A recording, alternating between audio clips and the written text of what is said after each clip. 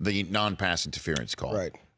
It is going to be something discussed next week, certainly if the commissioner in the league does not put out a statement this week at all, essentially saying what the obvious is. And I think Saints fans want to hear it. You saw what Benjamin Motson tweeted out, although I don't know what would be gained out of, hey, we blew it and we want to make sure it's not, we're going to take steps to make sure that it's not going to happen again. But it's going to be discussed next week. Andrew Whitworth gave us an indication when he came in on Monday's show and he called in how the Rams are going to handle this. It's an excuse. There was more football to be played. Right. They had the ball. They didn't score. We got it. We scored. We win. Very simple. I'll say this. First of all, first and foremost, the Saints fans, very passionate group. We were out there before the game. I mean, we were talking. They were talking trash. I couldn't even get what I wanted to tell you out because they were all over me about it. But they did feed us, and they created seafood. They had the best hospitality I've ever had. Okay. With that all being said, now trash them, Maurice. Well, you have to put this on Coach Sean Payton. This is on him. This isn't on anyone else. In that situation, you're supposed to run the ball 3 times, kick the field goal, make them burn their timeouts so that now you're putting the pressure on Jared Goff and that offense to go down the field with a minute or so left. Apparently, Peyton did call a run play.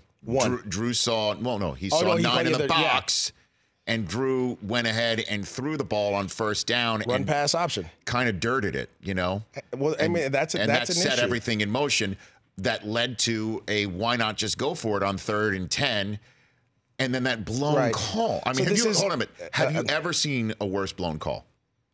I mean, I coach youth football. I've seen some bad calls. Have you ever seen? No, I haven't. I haven't. But I'll say this. And the number one thing with coaching and talking with a lot of coaches, the number one rule is never leave it in the ref's hands. Never leave it in the ref's hands because you never know. Again, we have to remember they're human. They're not perfect. So human error always can come in that situation. I don't know what he was seeing. I didn't get to see it from that vantage point. I was up high looking down. You thought a flag was coming, though, right? I felt like a flag was coming. It didn't, and it happens.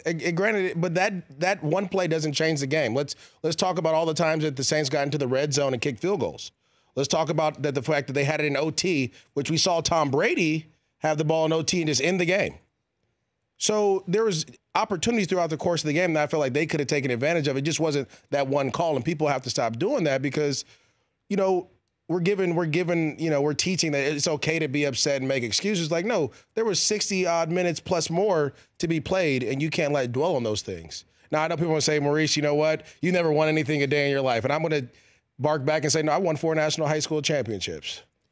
Well, and I work with you every day, so it's all good. But I have an opinion, too, and I've never played in the NFL. You have, so we all, and fans all do, too. But again, I'm just wondering what the league's approach is going to be here because I don't think there's anything you can say about it. The commissioner's State of the State address is going to happen next Thursday. He's going to make public appearances in Atlanta. You know, there is going to be a question posed of the league. What do you think, and what are you going to do about it? All you can say is that we can try to improve that.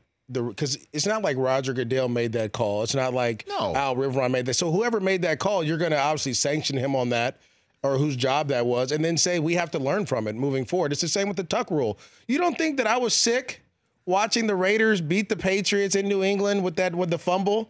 And there was no explanation from that. It was just like, oh, this is a rule that hasn't been used in ever, right? And we're going to use it this time. So it's like one of those things that you have to live with it. And there's other plays that have happened throughout the course of our history of this game that have changed different dynamics. It is what it is. That's what makes our game special. That's why it's always going to be. And we were talking about the Lakers and the Warriors. I'm a big Warriors fan, and Spurs. I used to love Manu Ginobili back in the day, but the difference between NBA, MLB, hockey, they play 7-game series, so you can afford to mess up. You can't do that in football. And that's what makes football the greatest game, is that you have to be on your best. One time is all you get, is one chance. You get nothing else. And so I can understand why people are upset, but I also don't understand why you just keep going back to that one play when you won the coin toss in OT and you should have won. The Rich Eisen Show, weekdays at noon Eastern on Audience.